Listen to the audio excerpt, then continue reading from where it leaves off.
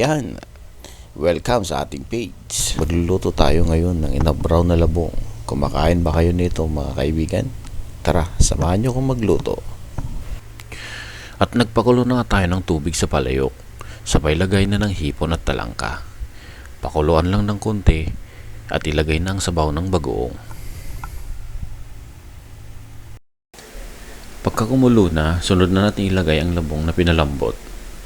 Patuloy lang natin itong lutuin at sunod na ilagay ang okra.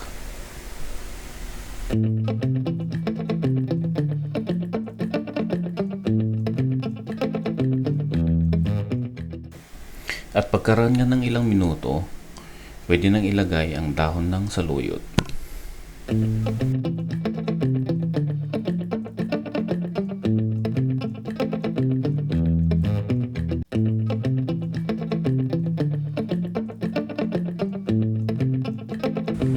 At pag sa tingin natin ay luto na ang ating saluyot, pwede na nating patayin ang apoy at pwede nang ihain ang inabraw na labong.